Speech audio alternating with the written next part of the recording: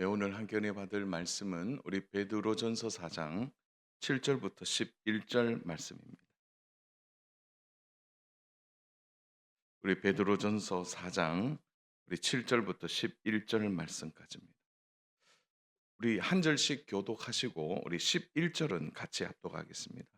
만물의 마지막이 가까이 왔으니 그러므로 너희는 정신을 차리고 근신하여 기도하라.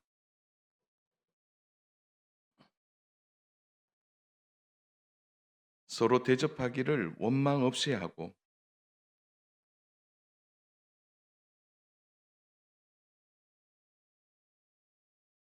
같이 봅니다. 만일 누가 말하려면 하나님의 말씀을 하는 것 같이 하고 누가 봉사하려면 하나님이 공급하시는 힘으로 하는 것 같이 하라.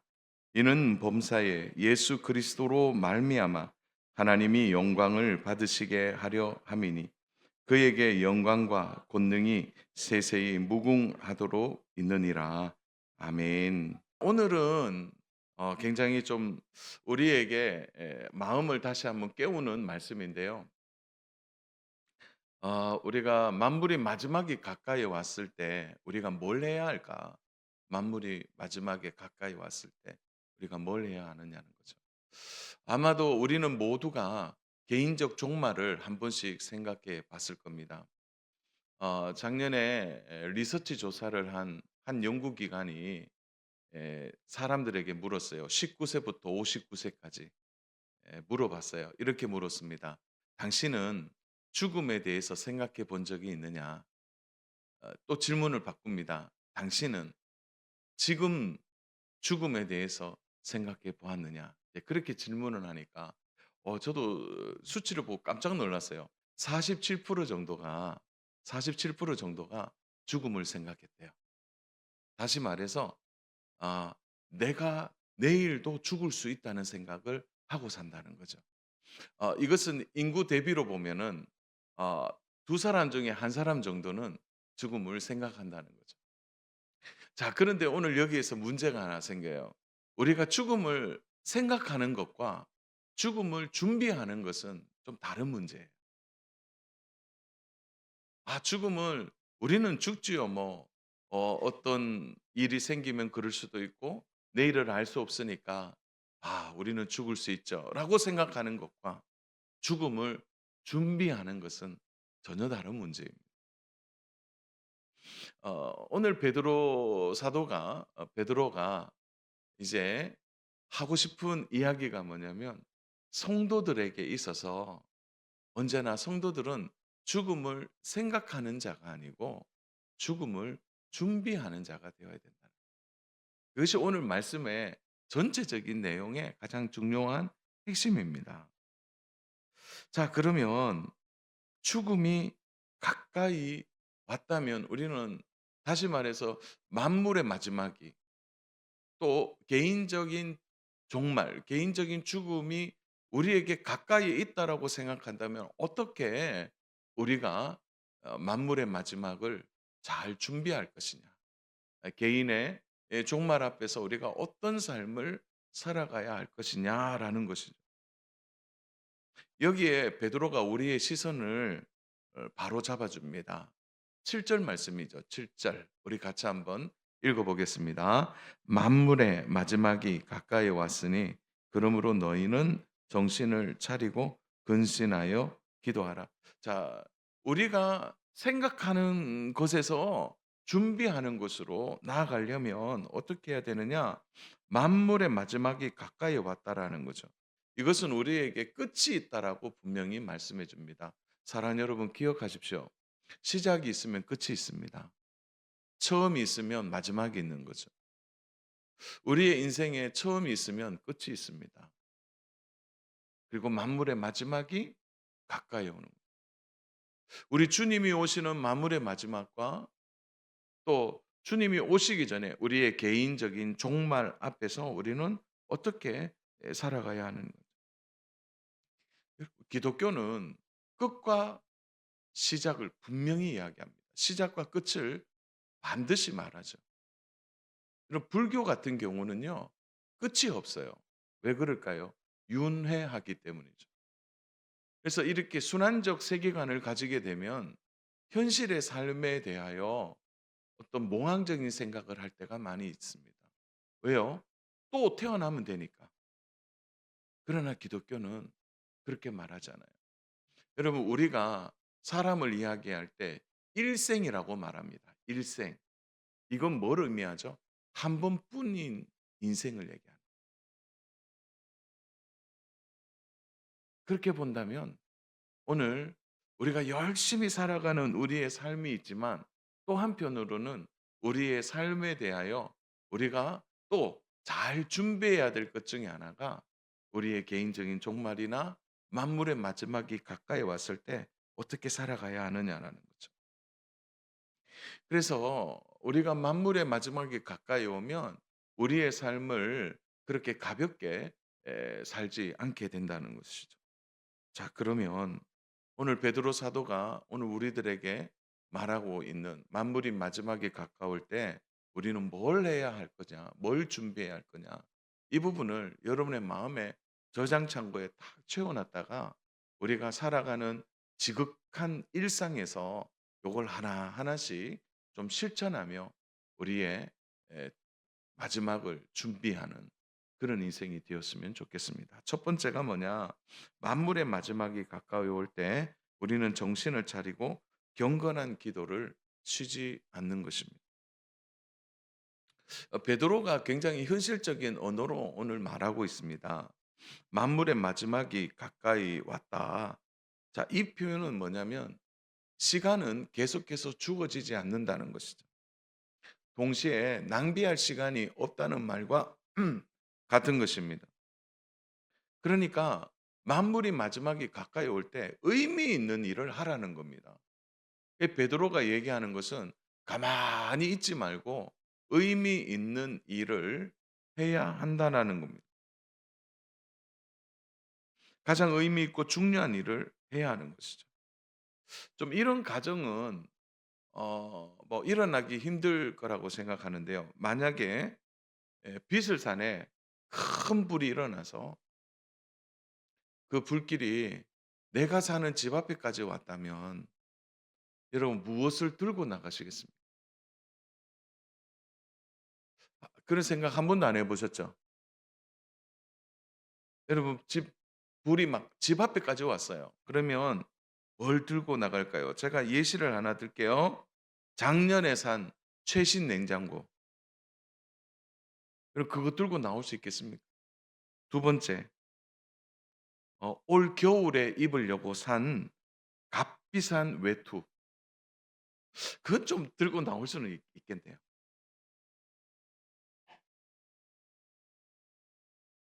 여러분 그런 것이 지금 불길이 집 앞에까지 왔을 때 여러분 그거 생각날까요? 그때는 뭘 들고 나와야 됩니까? 몸만 빠져나오기도 버겁다면 어떻게 해야 되죠?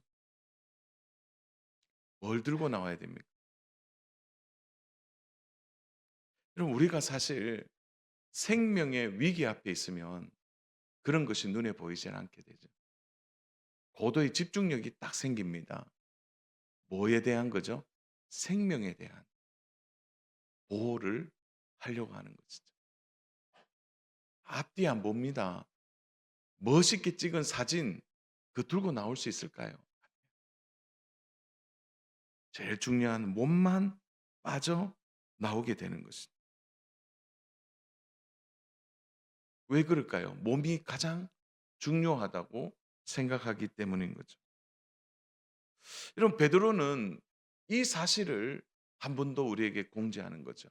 너희가 만물의 마지막이 가까우면 세상에 있는 것이 중요하지 않다라는 이런 생각에 대한 분명한 의식을 갖기 원하는 겁니다. 여러분 무지가 무서운 이유는 뭡니까? 그 무지는요. 눈앞에 불이 와도 자신의 생명에 대한 생각을 하지 못하는 것입니다. 베드로는 이 사실을 잊지 말고 우리에게 가장 중요한 것을 먼저 말하고 있는 겁니다. 그래서 7절을 다시 보시면 만물의 마지막이 가까이 왔으니 그러므로 이걸 하라는 거죠. 첫 번째 정신을 차리라는 겁니다. 그러니까 지금 뭘 생각해야 될 것인지를 생각해 보라는 거죠. 여러분 세상이 무서운 이유는 뭐냐면 세상은 언제나 마지막이라는 신호를 주지 않는다는 겁니다. 여러분 우리가 세상 속에 이렇게 살다 보면은 세상은 항상 그래요. "마지막이 아니다."라고 얘기합니다. 세상에 한번 취해 보세요. 세상 가운데 빠져 보세요. 그러면 마지막이라는 생각을 전혀 하지 못합니다. 내일만 준비하죠, 내일만. 땅이 영원한 것처럼 우리를 속입니다. 그래서 세상에 깊이 들어가면 왜 문제가 되느냐? 우리를 무지한 자로, 다시 말해서 정신을 차릴 수 없는 자로 만든다는 것입니다. 여러분 정신을 차린다는 건 뭡니까? 세상에 발을 딛고 있지만 세상이 영원하지 않는다는 것을 알고 세상에 마음을 두지 않는 것을 말합니다. 그래서 오늘 뭘 얘기합니까? 베드로가 정신을 차려 보면 너희가 먼저 해야 될 게 눈에 보인다는 거죠. 정신을 차려 보니까 베드로는 알았어요. 우리가 가장 먼저 해야 될 게 근신하여 기도하는 일이라는 거죠. 그래서 7 절을 보시고 여러분 볼펜 있는 분들은 동그라미를 하시면 돼요. 만물의 마지막이 왔을 때 가장 먼저 해야 될 일은 뭐냐? 근신하여 기도하는 일. 근데 여기 "근신하여 기도하라." 이게 사실은 한 단어로 되어 있어요.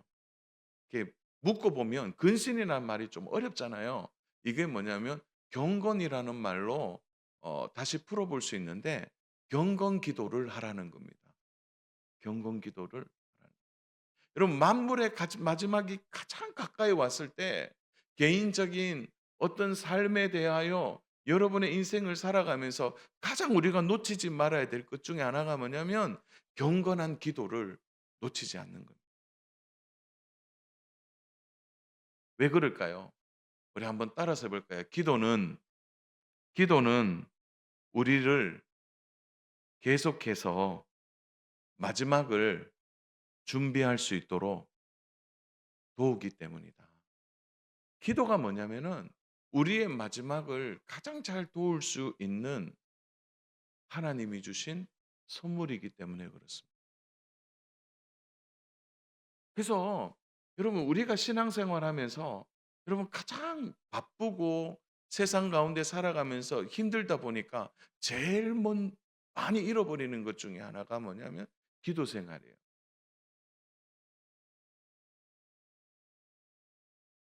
아마 그러실 거예요. "목사님 저 기도하고 있는데요." 아 맞을 거예요. 그러나 여러분이 일정한 시간에 일정한 마음으로 하나님 앞에 자신의 마음을 정리해서 기도하는 일은 결코 쉬운 일은 아닙니다. 제가 평소에 교회에 나와서 "한번 기도해 보십시오." 이렇게 말하는데 기도하러 교회에 오는 분들도 많지 않아요. 여러분 이 기도가 쉬운 것 같죠? 쉽지 않습니다. 오늘 우리가 살아가면서 가장 놓치는 것 중에 하나가 어떤 의미에서 보면 가장 할 수 있지만 하지 않는 것 중에 하나가 기도입니다. 기도.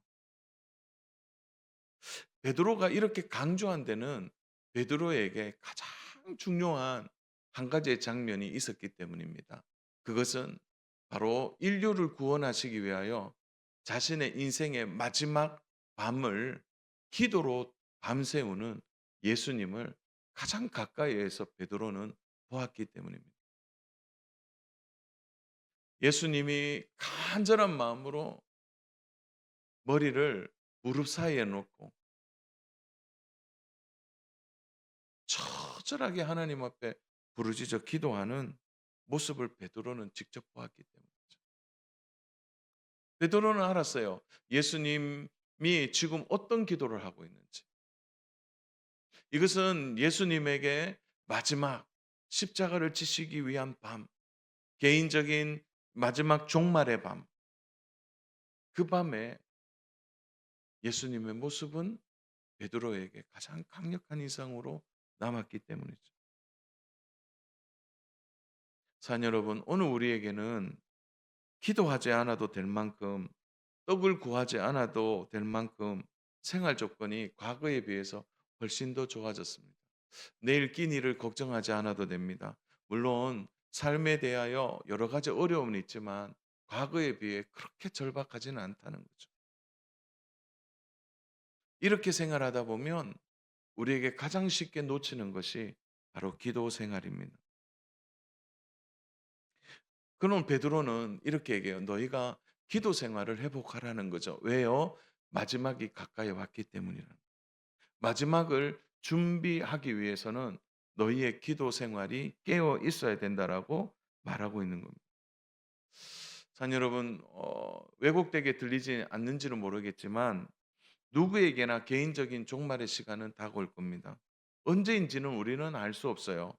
또한 내 인생이 언제 끝이 날지는 모릅니다. 여러분, 그때 가장 후회되는 것 중에 하나가 아마 그때 나타난다면 내가 왜 좀 더 하나님 앞에 깊이 기도하지 못했느냐?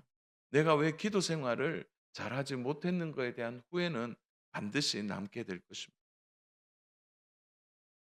오늘 인생이 후회하지 않으려고 한다면 사랑하는 여러분, 우리의 기도가 깨어 있기를 주님의 이름으로 축복합니다. 오늘은 옆에 분들과 좀 점검하십시다. 옆에 분들에게 한번 이렇게 인사하겠습니다. 여러분의 기도가 살아나기를 바랍니다. 이렇게 얘기해 주세요. 성도님의 기도가 살아나기를 바랍니다.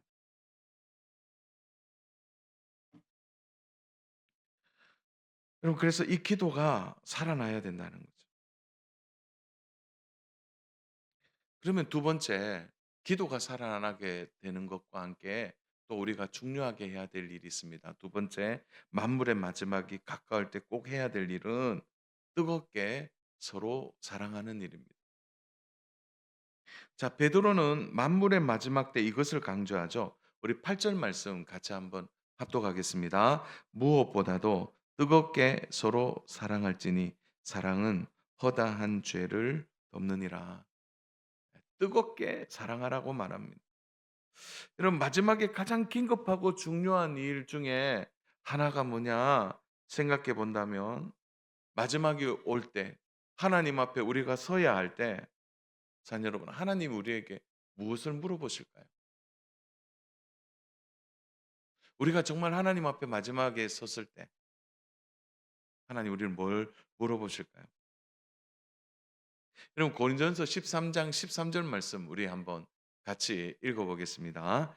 그런즉 믿음, 소망, 사랑 이 세 가지는 항상 있을 것인데 그 중에 제일은 사랑이라. 네, 고린전서 13장 13절 말씀이죠. 여러분, 우리가 하나님을 만나고 영생을 누릴 때 하나님을 만나고 영생을 누릴 때 여러분, 믿음과 소망은요, 그때는 없습니다. 왜 그럴까요? 소망은 영생인 참 소망은 영생이잖아요. 영생을 이미 이루었기 때문에 더 이상 소망하지 않아도 돼요. 믿음은요. 하나님을 직접 보는데 우리에게 무슨 믿음이 필요합니까? 그러나 천국 가서도 우리가 해야 될 가장 중요한 일은 사랑은 영원한 겁니다. 믿음, 소망, 사랑 이 세 가지는 항상 있을 것인데 그중에 제일은 사랑이라. 이게 사랑이죠, 사랑. 자, 베드로가 말하는 사랑은 무엇일까요? 8절을 보시면 뜨겁게 서로 사랑하라. 이 앞에 이제 사랑 앞에 두 가지의 조건이 붙어요. 첫 번째가 무엇보다도, 두 번째 조건이 뜨겁게라는 거죠. 여러분, 이것은 무엇보다도 이 말은 다른 중요한 것이 없다는 거, 이것보다 중요한 것이 없다는 얘기고요. 뜨겁게라고 말하는 뜨겁게는 이건 이제 헬라어에서 이렇게 해석하는데요.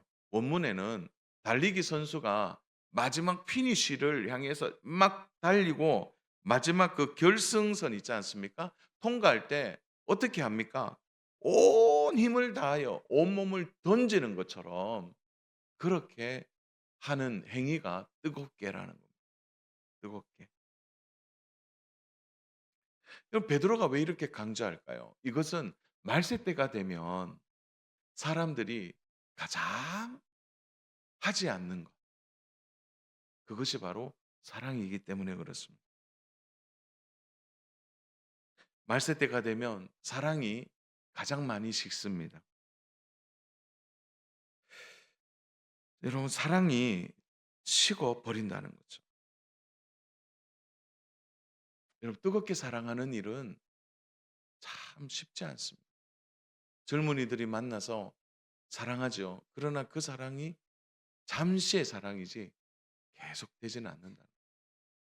여러분, 고린전서 13장이 사랑장인데 우리 13장 4절부터 7절 말씀은 너무 유명해서 그래도 우리 같이 한번 읽어보면 좋겠습니다. 4절 시작. 사랑은 오래 참고 사랑은 온유하며 시기하지 아니하며 사랑은 자랑하지 아니하며 교만하지 아니하며 무례 행하지 아니하며 자기의 유익을 구하지 아니하며 속내지 아니하며 악한 것을 생각하지 아니하며 불의를 기뻐하지 아니하며 진리와 함께 기뻐하고 보는 모든 것을 참으며 모든 것을 믿으며 모든 것을 바라며 모든 것을 견디느니라. 여러분, 이게 사랑장이라고 말하는데 한번 꼼꼼하게 한번 읽어보세요. 오래 참고 뭘 하고 하지 않고 뭘 하고 하지 않고 계속 이렇게 표현되거든요. 그런데 이때 사용된 단어의 핵심이 뭐냐면은 다 의지가 필요한 겁니다. 저절로 되는 것이 하나도 없어요. 그래서 이 사랑장에서 반복되는 그 단어의 용법이 뭐냐면 다 의지적 단어라고 표현하고 있습니다. 내가 의지해야만 되는 거예요. 의지력을 가지고 노력해야 되는 겁니다. 여러분, 오래 참는 게 가만히 있으면 되는 겁니까? 참아내야 되잖아요. 여러분, 시기하지 않는 게 나는 원래 좀 마음이 넓은 사람이요. 그렇게 되지 않습니다. 시기도 어떻게 하는 거죠? 끊임없이 자기를 부인해야 시기하지 않게 되는 거예요. 그러니까 자기의 의지력을 가져야만 가능하다는 거예요. 기분과 감정에 의한 것이 아니라 철저하게 의지적이라는 거죠. 베드로가 하고 싶은 말은 우리가 마지막에 의지적으로 해야 될 것이 뜨겁게 사랑하는 일이라는 거예요. 그리고 세상 사람들도 흉내는 내잖아요. 영화나 드라마 같은 데서 보면은 어떻게 뜨겁게 사랑하잖아요. 근데 그 사랑이 오늘 우리가 말하는 의지적 사랑까지 되어지느냐라는 꼭 그렇잖아요. 드라마나 영화 보면 막 사랑에 대한 막 간절함이 있는데 어떻게 돼요? 그것도 막 끝까지 영원한 것 같지만 그건 다 하나의 소설이요. 드라마일 뿐이잖아요. 동시에 여러분 보세요. 사람들마다 다 똑같은 말 하지 않습니까? 마지막에 꼭 할 말이 있다면 마지막에 할 말을 해 보라 하면 뭐예요? 사랑한다라는 말을 사용하는 거죠. 그러니까 사랑하지 못한 것에 대한 후회를 말하는 것을 우리는 너무나 잘 알고 있습니다. 그래서 베드로는 우리에게 말하고 있는 겁니다. 너희가 의지적으로 해야 될 거 사랑이라는 거죠. 가장 가까이 있는 가족들, 또 더 가까이에 있는 교회의 성도들, 서로 사랑하는 일입니다. 바로 이 사랑을 통해서 허다한 죄가 덮어진다는 거예요. 여러분, 이 허다한 죄가 덮어진다라는 말은 잠언의 말씀을 인용했는데요. 잠언 10장 12절. 미움은 다툼을 일으켜도 사랑은 모든 허물을 가리느니라. 여러분, 덮는다라는 거는 뭐냐면 이런 거예요. 뭐 저 사람 불의한 일을 했는데 덮는 거는 그건 사랑 아니에요. 여기서 말하는 덮는다라는 것은 용서하다라는 의미가 더 크게 되어 있습니다. 사랑하면요, 용서하게 되어 있습니다. 오늘 우리의 마지막에 우리가 잊지 말고 의지적으로 해야 될 것은 사랑하는 일입니다. 동시에 그 사랑이 어떤 형태로 나타나느냐면 용서하는 형태로 나타나야 되는 거예요. 왜냐하면 용서할 때 죄가 사라지기 때문에 그런 것입니다. 그러니까 죄가 덮인다라는 건 뭘 의미하죠? 죄가 사라진다는 말을 의미하는 거예요. 하나님이 우리를 용서하셔서 우리의 죄가 사라진 것과 같은 것입니다. 오늘 교회 안에 이러한 사랑과 용서가 흘러가야 된다는 거예요. 사랑 여러분, 뜨겁게 사랑하는 일. 말세 때가 되면 모든 사람이 자기를 사랑해요. 자기에는 커지지만 타인에 대하여, 이웃에 대하여, 가족에 대하여 사랑이 멀어지는 것을 우리가 봅니다. 사랑 여러분, 돈이 없어서 때로는 눈물이 흘려지고 때로는 어떤 사업이나 다른 것이 안 되어서 여러분 가슴 쳐본 일은 있어도 혹시 사랑이 없다는 것에 여러분 가슴 치면서 울어보신 적이 있습니다. 내 안에 사랑이 없는 것 때문에 미치도록 내가 밤새 울면서 하나님 앞에 매달려 보신 적이 있냐? 오늘 우리 시대에 가장 큰 화두는 바로 이 사랑입니다. 사랑이 없어요. 우리 공동체 안에 가장 큰 치유는 바로 사랑이 흘러갈 때 가능하다는 것. 교회 안에 다툼이 일어나는 이유는 사랑으로 덮어주지 않기 때문이죠. 여러분 미워하고 사랑하지 않으면요. 언제나 서로 다투게 되어 있는 것입니다. 우리가 사랑하지 않으면 세상 사람들이 교회에 대한 매력을 무엇으로 느낄까요? 여러분 우리가 서로 사랑하면요. 세상 사람들이 어디에 관심을 갖게 되냐? 아니 저 사람들은 우리와 다르게 저렇게 서로 사랑하고 서로 용서하고 저렇게 어떻게 저렇게 살아가나? 그들이 그렇게 말하면서 동시에 그들의 마음에 누구에 대한 관심을 갖게 되는 거죠? 저 성도들을 가르치고 저 성도들에게 늘 얘기하는 예수님은 누구인가에 대하여 궁금함을 갖게 된다는 거예요. 사랑하면요. 자연스럽게 전도가 돼요. 우리에게 가장 큰 사랑에 대하여 오늘 다시 한번 우리의 마음을 점검해 보기를 원합니다. 세 번째, 우리가 만물의 마지막이 가까울 때 우리가 꼭 해야 될 일은 서로 대접하고 봉사하는 일입니다. 여러분 여기 9절 10절 같이 한번 읽어 보겠습니다. 9절 10절 시작. 서로 대접하기를 원망 없이 하고 각각 은사를 받은 대로 하나님의 여러 가지 은혜를 받은 선한 정직이 같이 서로 봉사하라. 자, 여기에는 하나의 배경이 있습니다. 서로 대접하라. 우리 사실은 서로 밥 먹기도 바쁘잖아요. 예, 그런데 먼저 여기에서는 중요한 배경이 있습니다. 요 대접하라라는 데는 어 대접하고 원망하지 말라. 이 구절의 말씀은 중요한 배경이 있는데요. 당시에 그리스도인들이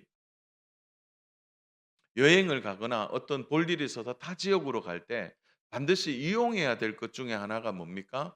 바로 이제 잠을 자야 될 여관을 구하는 거죠. 그러나 그 세기에 있었던 여관들은 대부분 매춘행위가 함께 이루어지는 곳이었습니다. 그러다 보니까 어떤 일이 있냐면은 여관에 가면 그 그리스도인들이 참 곤란한 일들이 많이 있었습니다. 그래서 여관에 가는 것이 이제 사실은 죄를 짓지 않기 위하여 성도들 간에 이제 여관에 가는 것을 거부하는 이들이 있었죠. 그러다 보니까 어떤 일이 있느냐? 그러면 어디 가서 묵어야 되는데 그럼 어디서 묵을 거냐? 그러면 그 지역에 있는 가정교회나 그 지역에 있는 교회의 이제 중직자의 가정들을 특히 사역자의 가정들을 이용하게 되는 겁니다. 그래서 그 지역의 교회 공동체 요청을 해서 제가 좀 잠시 머물러야 되는데 좀 도와주십시오. 이럴 때 가장 먼저 교회 안에 중직자의 가정을 오픈하게 되는 거예요. 그리고 손님을 받아주고 대접하는 거죠. 여러분 이게 있잖아요. 1 년에 한두 번이면 괜찮은데 이게 계속 반복된다고 생각해 보세요. 이 대접하는 일은 쉽지 않아요. 그래서 그 당시에 이제 기록된 문헌을 살펴보니까 어떻게 했냐면 "하루는 머물 수 있다. 이틀도 머물 수 있다. 3 일은 머물지 마라." 이렇게 되어 있어요. 이게 폐가 된다는 거예요. 그러다 보니까 어떤 일이 있냐면 이 대접하는 것이 나중에는 원망거리가 되는 거예요. '아 또 오나? 아유 손님 오는 게 너무 힘들다.' 이제 그러면서 이제 거부하는 일들이 일어나는 거예요. 그래서 베드로가 뭐라고 이야기하냐면은 "너희들 가정에 오는 손님을 꼭 대접하고 그렇게 원망하지 않았으면 좋겠다."라는 것이 1 차적인 구절의 메시지입니다. 그 당시에 중직자들은 힘들었어요. 사역자들은 힘들었습니다. 그렇게 대접해야 되니까. 그런데 오늘로 이야기하면 어떻게 되는 걸까요? 요즘은 타인의 집에 가서 잠자는 것은요 민폐입니다, 민폐. 예, 가족 간에도 요즘 보니까 부모와 자녀 간에도 잘 좀 예절을 지키더라고요. 그러면 이 말씀이 우리에게 어떻게 적용되냐? 첫 번째로는 생각할 수 있는 거는 연약한 성도들을 우리가 사랑하는 방법 중에 하나가 뭘까요? 그들을 대접하는 일이죠. 그들의 연약함을 받아주는 일. 그들과 함께하는 일을 기쁘게 감당하는 것입니다. 여러분의 가정의 주변에 어려운 이웃들이 있으면 그들을 대접하고 함께하는 일이 우리의 마지막에 꼭 해야 될 일이라고 베드로가 말하고 있는 겁니다. 하나님 밖에 받은 우리 은사, 재능, 달란트, 물질 이것은 다 흘려 보내는 데 목적이 있는 겁니다.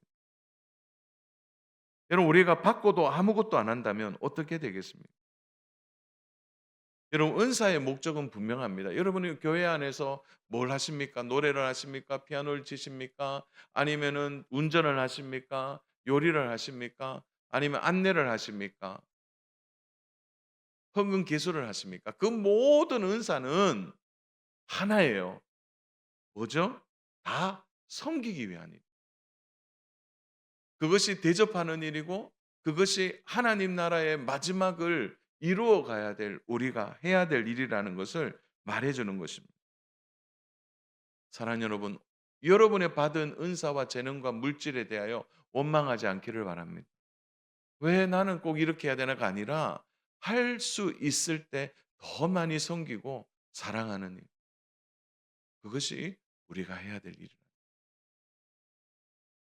그리고 베드로는 친절하게도 그러면 어떻게 봉사하고 대접하고 섬겨야 할지를 11 절에서 한 번 더 언급합니다. 오늘 결론의 말씀이기도 하죠. 우리 같이 한번 읽어 보겠습니다. 만일 누가 말하려면 하나님의 말씀을 하는 것 같이 하고 누가 봉사하려면 하나님이 공급하시는 힘으로 하는 것 같이 하라. 요까지 볼게요. 자, 만일 누가 말하려면 그러니까 먼저 여러분들이 믿음의 사람이라면 여러분 말할 때 어떻게 말해야 되냐면 하나님의 말씀을 하는 것 같이 하래요. 여러분 그렇게 말하려면 하나님이 하시는 말씀처럼 그런데 허튼 말을 하겠습니까? 쌍스러운 말을 하겠냐라는 거예요. 저는 오래전에 참 제가 이렇게 어느 부흥회를 갔다가 그 부흥회에 목사님이 막 욕을 하는 거예요.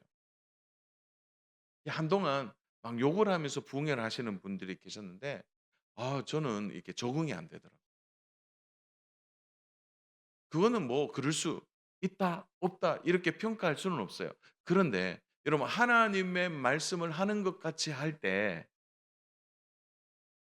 여러분 말을 함부로 할 수 있을까요? 두 번째, 봉사하려고 할 때 하나님이 공급하시는 힘으로 하는 것 같이 알아. 이건 뭐냐면 그렇게 하라 이 말이에요. 다시 말해서 누가 집사님 이렇게 섬겨 주셔서 너무 고맙습니다." 이렇게 말하면 이렇게 말하라는 거예요. "하나님이 공급하시는 힘으로 합니다." 이렇게 말하라. 내가 이렇게 하는 것은 하나님이 나에게 힘을 주셔서 하는 겁니다. 하나님이 공급해 주시는 은혜가 있기 때문에 하는 것입니다라고 말하라는. 왜냐하면 이렇게 말할 때 우리 마지막 구절을 보세요. 범사에 이는 범사에 예수 그리스도로 말미암아 하나님이 영광을 받으시게 하려 함이니. 이 말은 우리가 그렇게 말하고 그렇게 봉사하면 하나님이 영광을 받으신다는 거예요. 그래서 주의 일에 봉사할 때 자랑할 수 없어요. 우리가 말할 때 아름답고 바르고 섬기고 격려와 칭찬과 은혜의 말을 할 때 하나님이 영광을 받으신다. 우리 잊어서는 안 됩니다. 자, 말씀을 정리합니다. 우리 8절부터 10절에 보면 계속해서 반복되는 단어가 눈에 띌 겁니다. 그것은 뭐로? 아마 눈썰미가 좋은 분들은 아실 거예요. 서로라는 단어입니다. 서로. 8절에 서로 사랑하라. 9절 서로 대접하라. 10절 서로 봉사하라. 일방적인 것이 아닙니다. 성도라면 누구라도 서로 하는 것입니다. 여러분, 만물이 가까이 왔을 때 또 우리가 할 수 있는 일은 서로 기도하는 일이에요. 서로 사랑하는 일입니다. 서로 대접하는 일, 서로 봉사하는 일을 하라는 겁니다. 그리고 서로 하지 않아야 될 것이 무엇입니까? 11절 끝을 보면 하나님이 영광을 받으시게 하려 함이니 그에게 영광과 권능이 세세히 무궁토록 있느니라. 우리가 하는 모든 일의 마지막은 하나님이 영광을 받으시는 일이에요. 이 말은 하지 말아야 될 건 뭡니까? 하나님의 영광을 가로채는 일. 하나님을 높이는 그 일에 내가 영광을 받는 일을 하지 말라는. 사는 여러분, 특별히 교회 일을 많이 하는 분들은 기억하세요. 여러분들이 그 일을 통해 하나님이 영광 받으시는지 내가 영광을 받는지 돌아봐야 합니다. 여러분, 교회의 목적은 하나님의 영광을 드러내는 일. 성도의 목적도 하나님의 영광을 위해 사는 것입니다. 저는 오늘 말씀을 정리하면서 요 한 가지라도 좀 실천하면 좋겠어요. 사랑하는 여러분, 우리의 개인적 종말이 언제 올지 몰라요. 그러나 만물의 마지막은 점점 가까이 오고 있습니다. 이때 우리가 해야 될 일은 만물이 가까이 왔구나 생각만 하는 것이 아니라 우리가 생각하는 것을 실천해야 돼요. 무엇을 실천하는 겁니까? 깨어 기도하는 일. 여러분의 기도가 줄어들지 않기를 바랍니다. 여러분의 기도가 여러분의 일상에서 여러분의 가장 우선순위가 되기를 축복합니다. 동시에 여러분 뜨겁게 사랑하십시오. 사랑이 후회가 되지 않도록 그 사랑을 위하여 기도하십시오. 내가 사랑하지 못한 것에 대하여 가슴을 치셔야 합니다. 그 사랑은 사람을 살립니다. 그리고 마지막, 여러분이 주신 은사를 서로 사랑하고 섬기는 일에 사용하십시오. 대접하고 하나님의 영광을 위해 여러분의 물질과 재능과 은사가 사용되어지기를 원합니다. 그것이 마지막이 가까이 올 때 우리가 해야 될 가장 중요한 일입니다. 정신을 차리고 서로 사랑하고 용서하고 섬기는 이 믿음이 여러분의 삶에 계속 이어져서 하나님이 영광 받으시고 언제나 신앙 안에 굳건히 서는 저와 믿음의 성도님 되시기를 주님의 이름으로 축복합니다.